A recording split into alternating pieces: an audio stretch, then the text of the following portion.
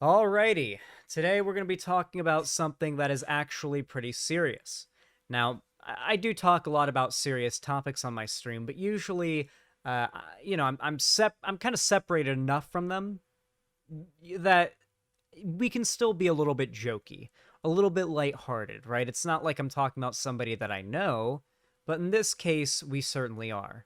We're going to be talking about a some drama. I don't even want to call it drama because it trivializes it so much, you know. Some drama, quote unquote, I guess you could say, that's happened in the political space, and I want to discuss a pretty serious problem that's just always kind of been existent. It has just always kind of been here and just always kind of looming over content creators in the space, but nobody ever really talks about it because the more you talk about it, the worse you can potentially make the problem for yourself. But we're going to talk about it anyway today, and we're going to start by giving the mic to the person who has been made a victim here. I'll start by giving a little bit of background, and then I am going to let the person in question take the mic, so to say. So, a new I guess you could say new, popular streamer on Twitch and on YouTube has basically sprouted up and gained a significant amount of notoriety in a pretty short time. She is a trans content creator who makes lefty content and does a lot of Twitter memes and stuff like that, gets into spicy Twitter arguments and ratios people, all sorts of stuff like that, plays video games, so on. Keffals is her name, and she's gotten very famous in a very short amount of time, obviously, and a large amount of that fame and of that notoriety comes from her advocacy for trans rights. Because, of course, right now we're seeing a pretty strong push on literally on a policy level all across the world, but especially here in America and in the South, we're seeing a pretty hard push to take away the rights of trans people, particularly trans women, um, especially trans youth. Um, and so you can imagine that there are a lot of trans people out there, especially young trans people out there, that are looking for content creators who are also trans who they can look up to. I'm not saying that somebody has to be like the same identity as you or whatever for you to look up to them, but it is always nice to have somebody who's kind of like you or the same identity as you or that you can relate to look up to. And for a lot of young trans people, Keffals has become that. And a large part of her success can also be attributed to the fact that she's pretty funny from what I've seen. She's also pretty spicy and edgy. And, isn't. She's not like some crazy, like, lefty, woke scold TikTok type, you know? She's funny, like the Zoomers can vibe, right? Assuming they're not, you know, too far gone already, I guess. Regardless, though, Keffals has gotten very popular, and she's beloved by many, but she's also hated by many. She's gotten herself basically an entire stalker anti-fan cult that obsesses over her and constantly spends all of their time basically trying to research every facet of her private life, trying to find out personal information about not only her but her family as well. These people do go after family. It's not just the content creators that they'll go after. DGG fuckers. I think that it is, as a content creator, I have to say it's irresponsible to say that DGG is responsible for this. No doubt people from DGG have taken part in harassment towards Keffals. That is true. But as for what we're about to get into, be careful with that. That's an accusation of a crime, my friend, and you got to be careful with those kind of things. You can't just accuse someone of committing a crime or accuse someone's community of facilitating and fostering the ability for a crime to be committed without proper evidence, especially when we consider, what Keffals goes on to say in this video. Just trust me, it's better that we leave Keffals to basically decide the way that those that want to defend her on this do that. That's what I would advise. If Keffals wants you to go out there and go dunk on the conservatives or whatever, then go do it. If she wants you to move on, then move on. Do what she asks. I'm not 100% sure what her stance is, so I will defer to her on that. But regardless, my job here is to inform you guys and to catch you up on everything. So everyone from like disgruntled fans of YouTubers and streamers she's gotten into drama with to full-on ideologically driven neo-Nazis and just virulent transphobes despise Keffals. And they're all terminally online, and they put way too much of their time into stalking and harassing her. And recently it boiled to the not the worst possible scenario, but pretty damn close of what this behavior tends to lead into. The lead up of what happened to Keffals has been happening to, at least to a lesser extent, to a degree, to me, to Vosh, to many of the content creators in this space that you enjoy, though oftentimes it does not escalate to this level of severity. And because of that, all of us do our best to try to keep it on the down low, because the more you talk about it, the more attention you give to it, which is exactly what the people that perpetrate this type of behavior want. Attention, credit, and of course, the final thing, to hurt you, and for you to know that they are responsible for your pain. That is the most important part of it for them, of course. So, with that said, you can imagine all of those things are compounded quite substantially more when you're a trans woman on the internet, right? Like, I'm a cis straight white dude on the internet doing this stuff, and I'm getting weird, crazy stalker shit going after me, my friends, and my family. Keffals is a trans woman. You better believe she's getting it worse. You better believe the people that hate her are even more deranged than the people who hate me. Because the people who hate me at least think they have a reason to hate me. But the people who hate, trans people, I don't even think they have a reason, really, at the end of the day. So it's just full-on derangement. Hatred coming from nowhere, but a strong emotional, just lack of human respect for others. And because of that, bad things tend to happen. And that is when we're getting into, this. I'm going to toss the mic to Keffals, figuratively.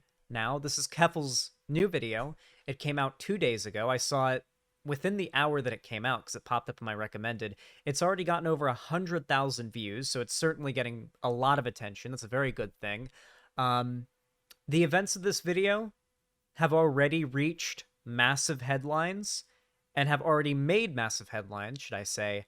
And I have no doubt it's going to get more attention and could potentially end up getting even bigger than it is now. So I'm just going to let Keffals tell her story. I'm going to try not to interrupt. So yeah, let's hear what happened. On August 5th, I was woken up by London Police Services pointing an assault rifle in my face. I'm sorry, I have to clarify this. London, Ontario, Canada, not London, the UK. At my home. I was told later that at 6 a.m. that morning, an email impersonating me was sent to every city councillor in the city of London, Ontario, stating that I have an illegal firearm, that I killed my mother, and that I plan to go to City Hall and shoot every cisgender person I see. I was shown the email while I was being interrogated in police.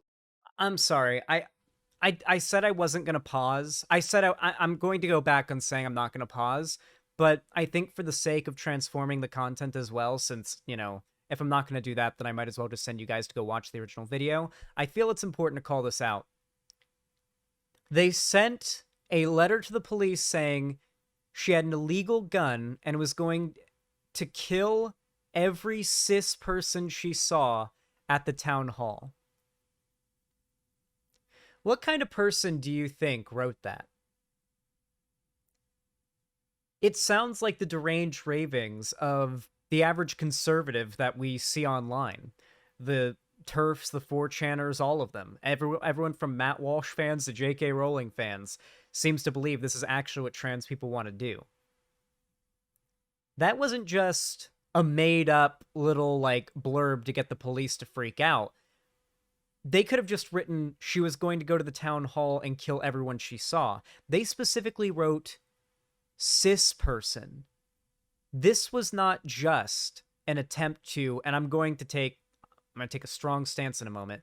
This wasn't just an attempt to get Keffals killed. This was also an attempt to, and I imagine the Swatter's ideal world, get Keffals killed and have her go down as someone who is planning a terror attack that was politically motivated against cis people and with the goal of making trans people look like violent terrorists, you know, to the larger public. That was 100%, without a fucking doubt, the goal of the Swatter. It was a conservative or a TERF, a transphobe, to be completely clear, who was motivated to commit violence. Murder by cop was what they were trying to do on a trans woman. And not only that, but they wanted to basically do something similar to what the Christchurch shooter did and leave a lasting cultural impact online, but one that would make the trans community look bad. That was what they were trying to do.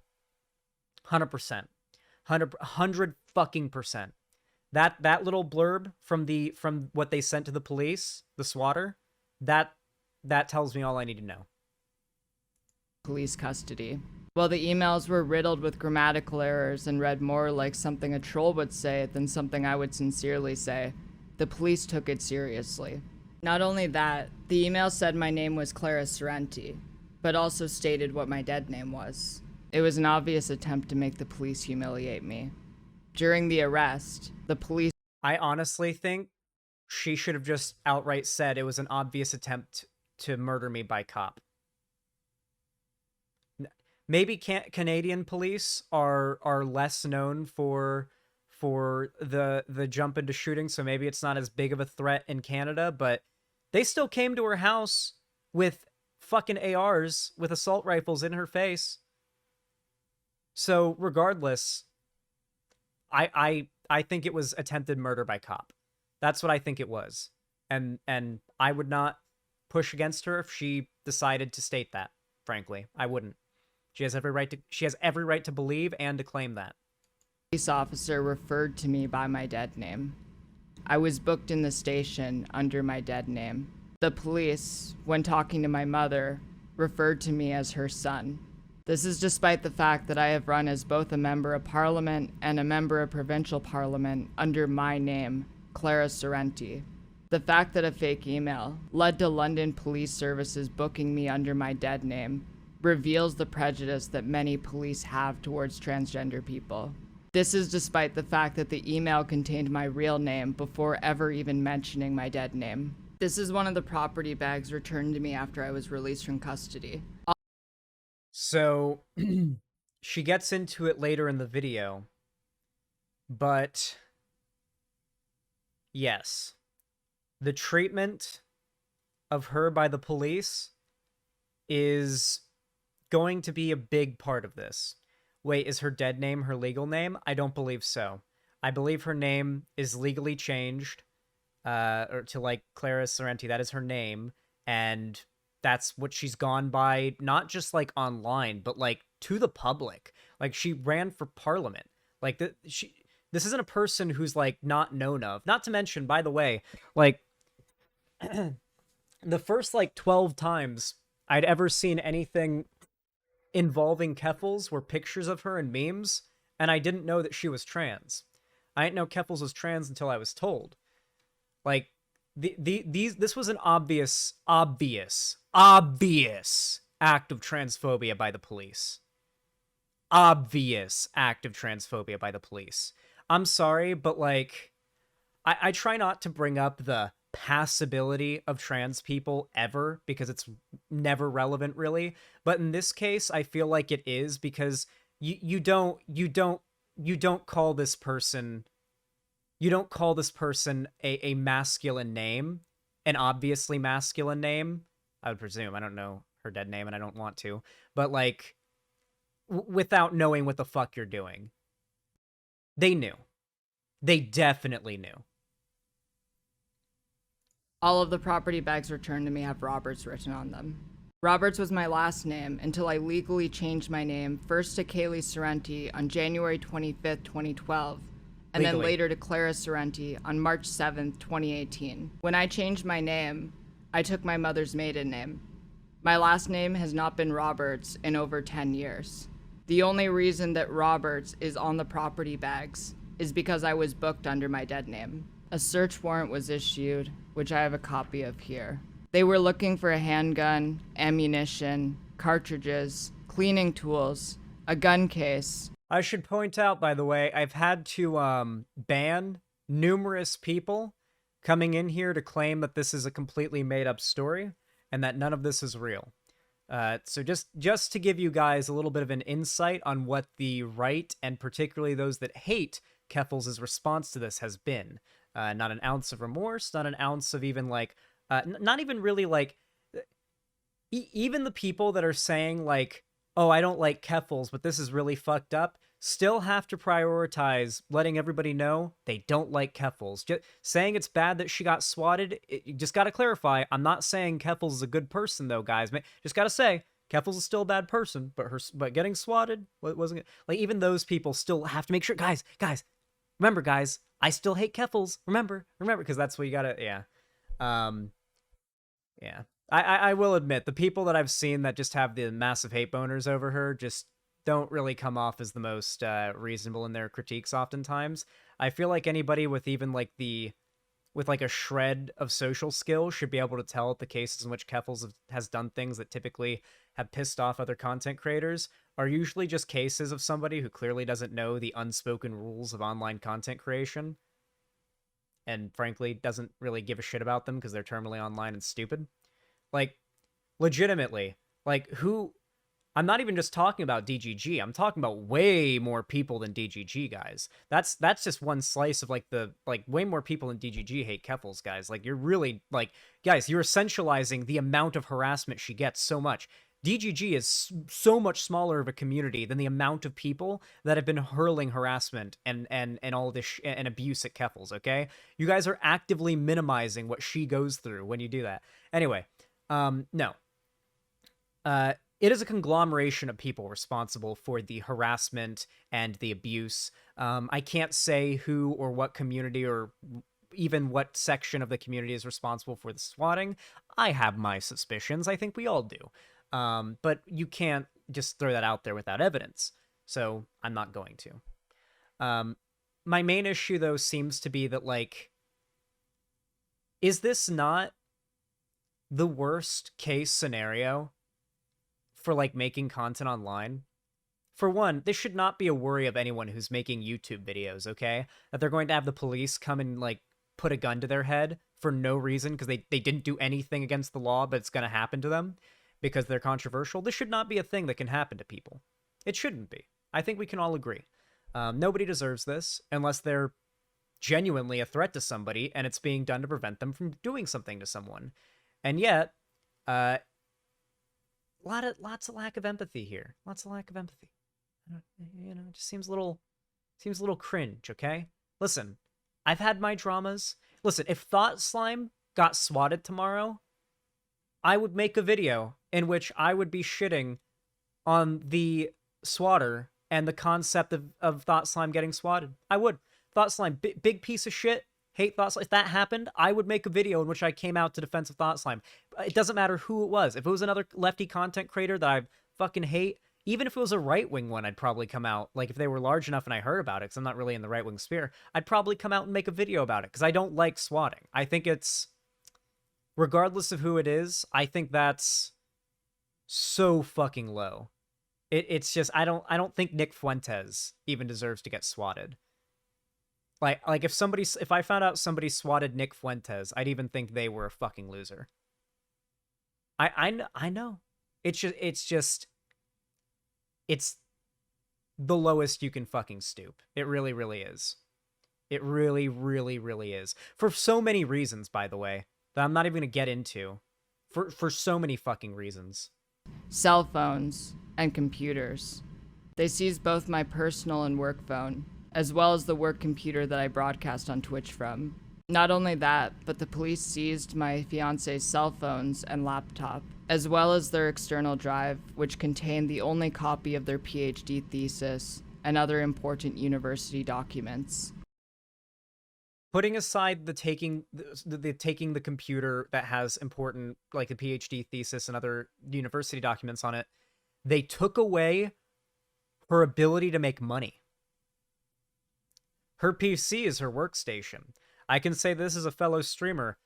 When there's an issue with my computer, it's like my heart drops to my fucking stomach. When my computer blue screens, or like the power cuts out and the screen goes black, anything like that, my heart literally sinks down to my fucking stomach. Because, like, for one, when you're a streamer, your computer is basically like it's your everything. Okay. Not only does it have usually all of your two-factor authentication, which every streamer and YouTuber needs to have to secure their accounts, which they took her phone as well, so she has no ability to confirm her 2FA till she gets access to that, though I think she did now because she's back on Twitter. Not only that, but you've got documents, art for streaming, your folders, your edits, your everything. Like, oh my God, the amount of... I've got folders of fan art. I've got folders of assets that are literally needed to be on my computer for my, like, OBS to have, like, this border you see right here, this webcam border, is an actual visual file stored on my computer. If I delete that file, this border disappears. It has to be on the computer. So, like, your stream layout, all your, like, stuff, your art, your, like, stuff like this, my starting soon screen, so, like, her starting soon screen, for example, gone. And until she gets her computer back, unless she has it saved in the cloud. I've saved most of this stuff in the cloud, but not everybody expects to have, you know, their computer just taken from them when all their whole job is on there, right? It's terrifying. You know, especially with how much money you put into it as a streamer, because your computer, your streaming PC, your workstation is your life. It's your life source. It's what you make money off of. So you tend to put most of your money, or most of your extra money, back into that to make it better, to stream better, like better audio equipment, better monitors, better peripherals, better CPU, RAM, and graphics card for streaming and playing games and stuff. Just you end up putting a lot of money into it, and the police just fucking took it. Because of the negligence of the police, we were both left functionally unemployed, and I have spent thousands of dollars replacing our computers and cell phones so our lives aren't completely destroyed by what happened to us. After the police interrogated me and realized this is a situation that has happened to me before, I was released with no charges. Without my devices, I could not let people close to me know what had happened to me, and they were in the dark for hours. Even after acquiring a new phone, I still cannot log into some of my accounts because the London Police Service holds the phone that my two-factor authentication goes to. This same situation happened just over a week ago, on Sunday, July 31st, in a city I don't live in, Toronto. On that day, I talked to Sergeant Nathan Gibson after someone impersonating me made similar threats to Toronto politicians. Sergeant Gibson... This is the second time something like this has happened. Probably not the second time, if I'm being honest. It's probably been way more times than this. But these two consecutive times have ended up being the most serious. She literally, shortly before this, had to deal with someone pretending to be her threatening Canadian politicians in her name. And having to clear that up shortly before this happened. That is how much of this harassment she has gotten. Gibson chalked it up to a swatting attempt. I was not charged with a crime, nor was I named as a suspect in an investigation by the Toronto Police. London Police Services should have been aware that she should consider getting a permanent VoIP so that doesn't happen. Not only is that very, very, very victim blamey, but it's also stupid as fuck, okay? Holy shit. How would that help her in this situation? How would that prevent swatting or her losing her accounts? That's not how it works. Oh my God. So they aren't even investigating? They literally just stole her electronics, didn't know Canadian cops could do that? Oh, no, no, no. To be clear, guys, law enforcement, both here in America, does not give a fuck about streamers. Only in very, very, very niche circumstances and areas are the local police departments accommodating to content creators online, and the risks they face when it comes to swatting and the risks they face when it comes to DDoSing. For those of you guys that don't know, like, I hate to bring him up in this, but like back in like 2012, it got to the extent where D-Boy Destiny was gonna pack his Glock and go out of state to go cap a kid who was DDoSing his internet. The FBI wouldn't even do anything about it.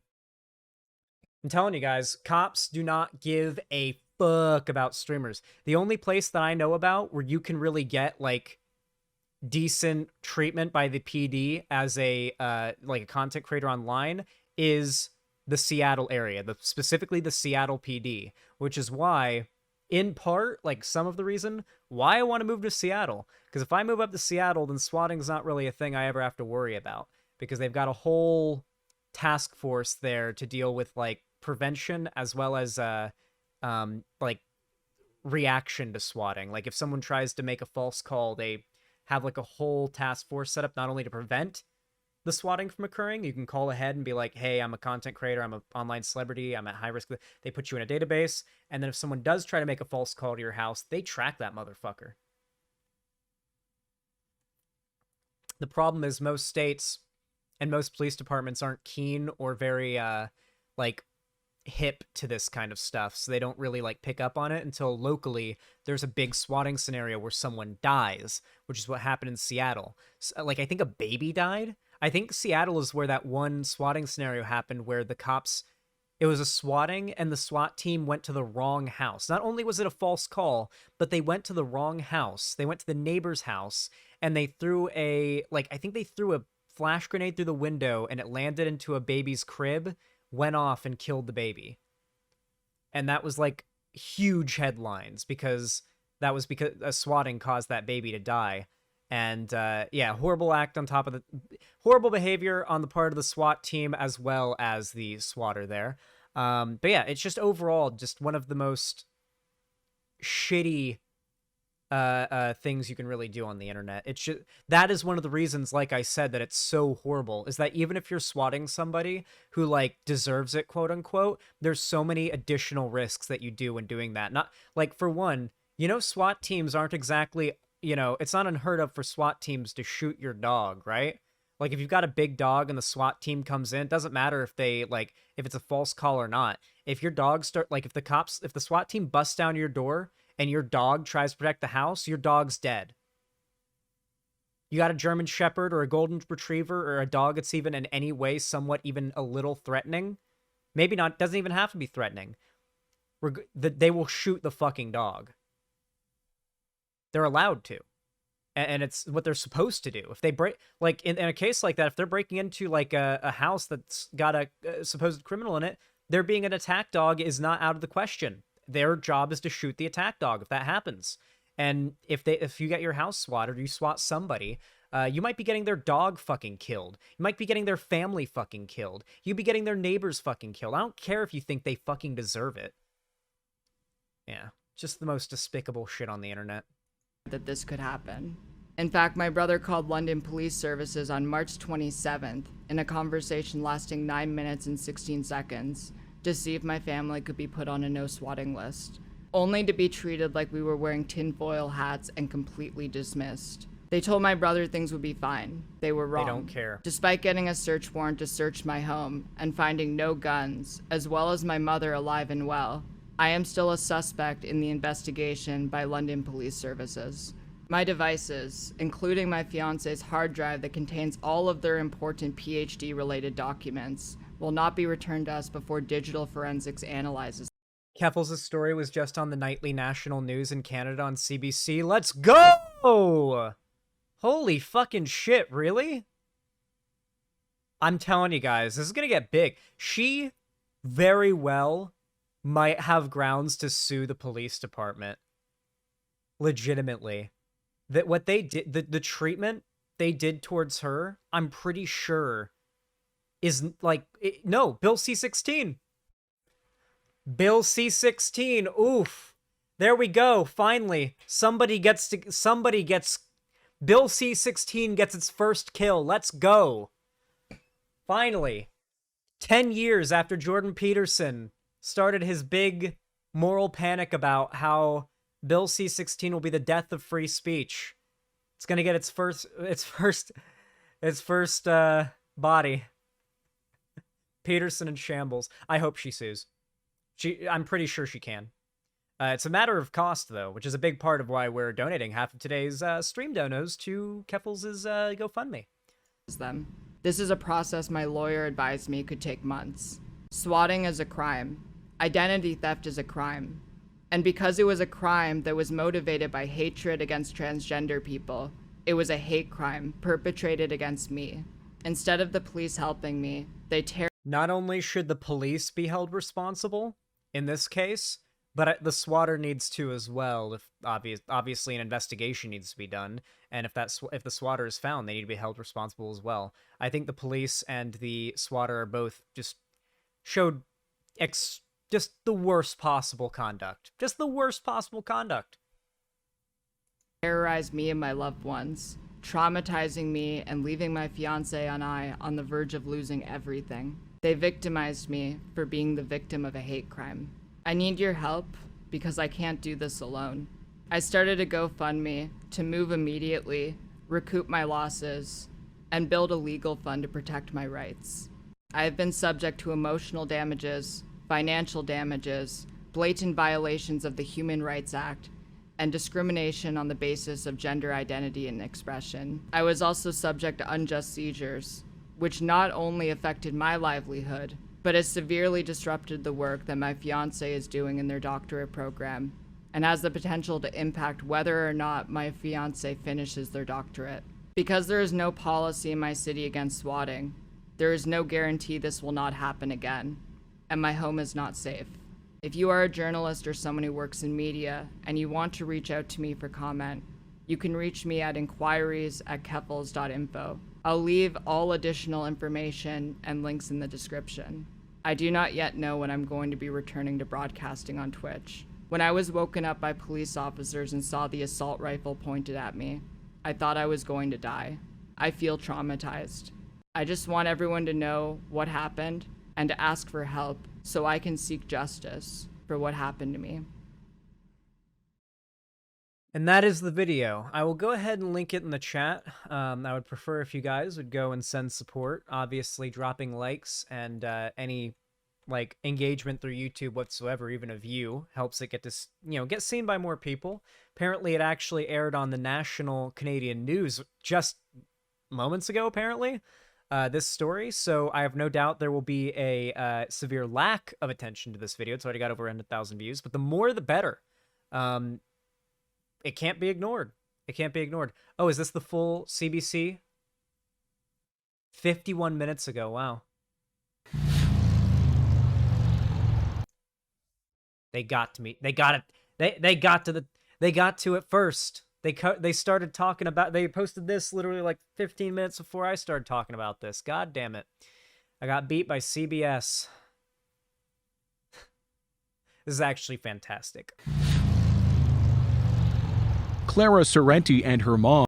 It getting this much attention, like national attention, means that like this isn't just gonna be, like an internet or like a local drama now. Like everybody in Canada who would care about this is going to be made aware of it now, more likely than not.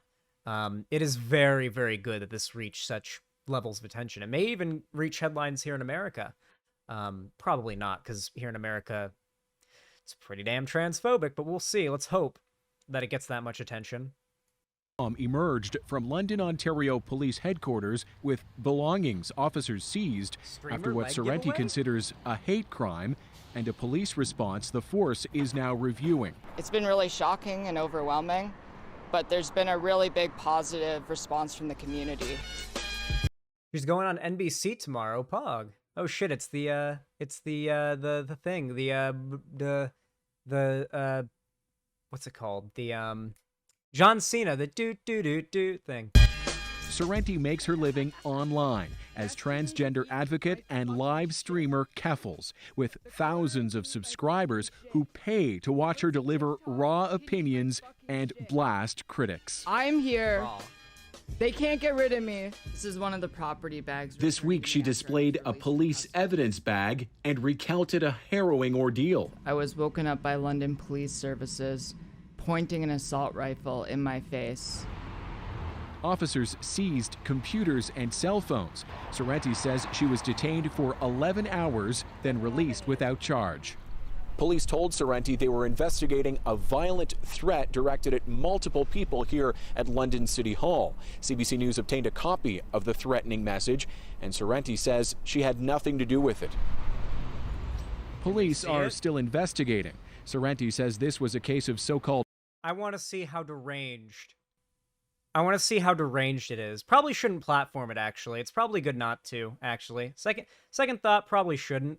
But I myself would like to know how deranged it is, because it's got to be like just some neckbeard conservative somewhere who just really has no good reason to hate trans people as much as they do, had to sit down and make up a fairy tale about how the trans woman on the internet they hate so fucking much, in their mind, the trans woman on the internet they hate so fucking much isn't even bad enough that they could actually like cite any real thing she could have done to get her in trouble. They had to make something up to try to get her in trouble, because they know that there's trans people getting their rights isn't a threat.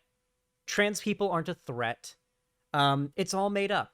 It's all made up. They are trying to create a moral panic. Their hate is based out of, well, at least from my view, it's based out of two things. Either resentment for the self, because let's be fucking honest, guys, like a lot of these transphobes and homophobes are in the closet. I'm sorry, but it's true, okay? I think that the current estimates of how many gay people there are in society need to start incorporating how many people claim to be homophobic or transphobic or are, because it just, how many times does some fire and brimstone homophobic preacher need to get caught being the throat goat on some guy's 9-incher for us to realize, oh wait, nobody who dedicates this much of their thought and time to hating a group of people simply for existing and being themselves has any good reason whatsoever other than self-hatred and projection to come up with these insane, bizarre conspiracy theories they make up to explain how trans people getting their rights is going to destroy society.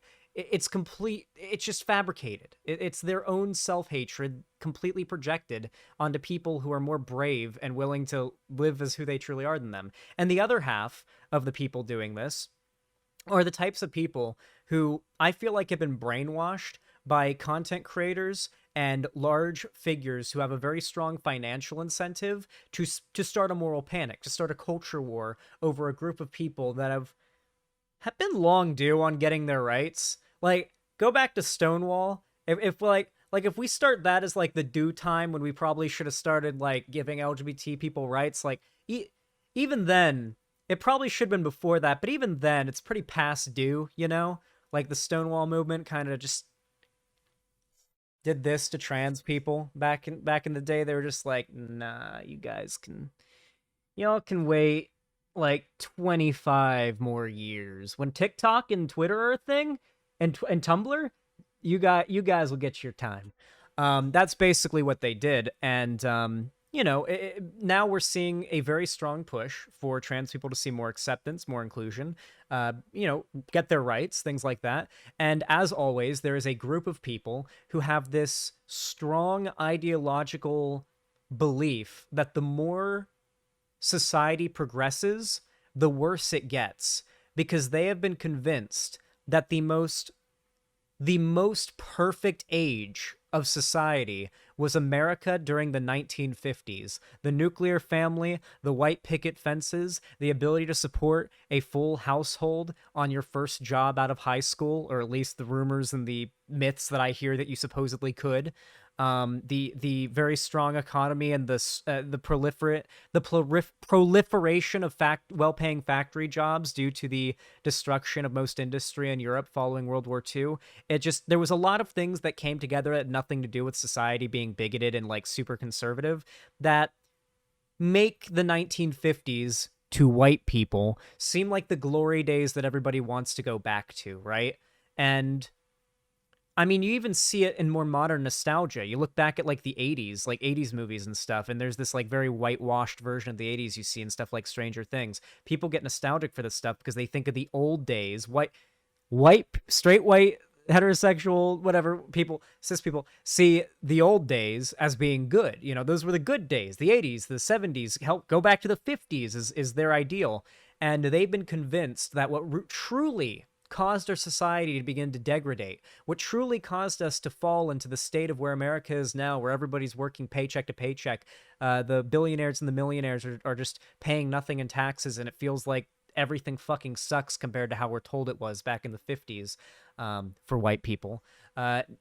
It's easy to blame it on, oh, well, the liberals did it. The left did it. The society's gotten more progressive. They're allowing these gay people to just be public with their gayness. They're letting women work and whatnot. If women weren't allowed to work or vote, they'd be back in the kitchen, be just like the old days, right, guys?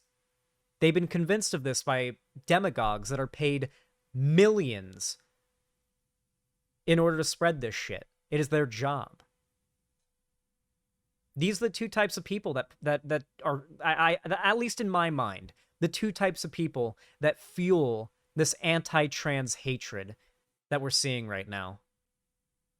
Called swatting, typically when gamers or others call authorities to a fake emergency. For some, this is just another part of the game. And you know, that is I think the really abhorrent truth.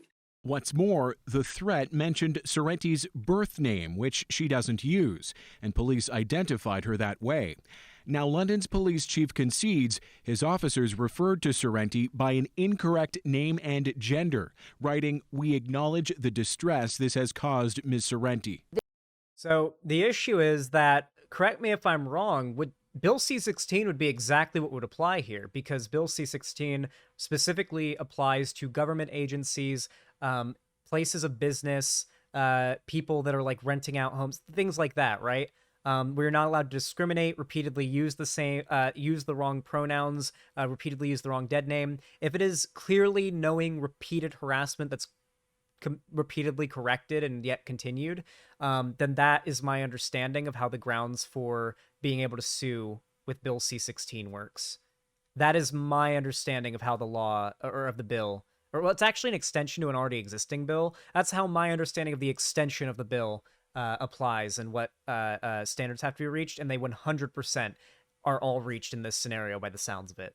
All that would be needed would be just proof that she said, don't call me that. That's not my real name. That's the wrong name. Clearly. And then just like her pointing to herself, you know? And then just like that alone, if they continue doing it after something like that, just once, I imagine that would be enough. I hope she sues. I really do. I hope she sues. This is one of the reasons why a lot of trans and non-binary people fear interactions with the police. They're afraid of exactly what just happened to Clara. Sorrenti's now raising money online, she says, for a new apartment, feeling unsafe in her own home. Thomas Daigle, CBC News, London, Ontario. Oh. No! Don't autoplay random shit. Okay. So, it is very good that this story has gotten as much attention as it has, especially with this CBC clip that's apparently national news now in Canada. So that's pretty fucking pog. That's good. Good to see that. Though, to be clear, I think it is very, very important to talk about the fact that just because this got as much attention as it did doesn't mean it's over. Wherever Keffals moves, there are going to be more people trying to find out her new address, her mom's new address, her family members, wherever they are, whatever. I don't know the exact situation, but whatever. They're going to continue to do this shit. It's not just going to stop now it's reached national headlines. If anything, some people might be emboldened. But here's what this is going to do. It's brought a lot of attention to it. It's also brought a lot of attention to the fact that those that dogpile on the anti-trans hatred of content creators like this are doing nothing but playing into the hands of the types of people that swatted her.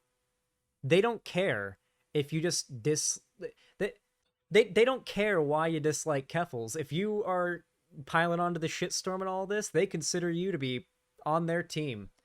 So if that's how you're engaging, then I consider you to be on their team. Xanderhall, will it take down Kiwi Farms? No, probably not. Correct me if I'm wrong, I believe Kiwi Farms is now hosted in Russia. I know that like the guy who runs Kiwi Farms lives in Russia now, but I don't think Kiwi Farms can be taken down. Like I believe specific countries can block it, but the website itself can't be taken down. At least as far as I'm aware. That's what my friend told me. I've got a friend, she's not a Nazi or a fucking weirdo, but she like dabbles in Kiwi Farms, like the less insane parts of it that aren't stalkery and doxy. Just like the more fun, look at this crazy person I found on TikTok saying insert group should be murdered kind of stuff. And, you know, she's somewhat tapped into the goings on that website. And so anything that I know about it, I usually hear from her. She's like my filter of like where I get like, so I don't have to go look into that fucking cesspit myself. She's just like, oh yeah, did you see the blah blah blah that happened? I'm like, oh Jesus Christ. But yeah, overall, it's a pretty shit website full of stalkers and weirdos and doxers and swatters. Well, they claim they're against swatting, but I mean, what's the point of posting people's private information, including their address, online, a specifically curated forum meant to expose people for supposedly horrible things they've done? With, of course, their address, their home address, their name, and even names of friends and family, they're right at the top of the page. I mean, what's the obvious intent of a website like that? Not only your own address, they doxed Keffals' mom. Of course they did. They go after family members too. The types of people that do this are not just like these stoic, motivated by a disagreement or a hatred for a single person. It's just a scorched earth single. No, they're fucking insane. They go after family members and stuff. These are the types of people that like don't deserve human respect. I stopped using Kiwi Farms after I got medicated. I feel like there's no better comment in my chat to leave this segment off on other than that. Every half of the donos going to this stream, every dono will be split in half from this stream, and half of them will be going to Keffals' GoFundMe to help her save money for a variety of things, from obviously they're like healing the financial burden of replacing all of her computer stuff, her phone, etc., as well as her moving costs, as well as no doubt legal fees that are going to be an issue in the future. I hope she sues, and if she's got the money for it, then God willing she will. So yeah, that's basically that's basically my take on things. Go send support to Keffals, and be good, okay? Be good. Anyway, if you enjoyed this segment, you guys know what to do. Thank you for watching, and have a good one.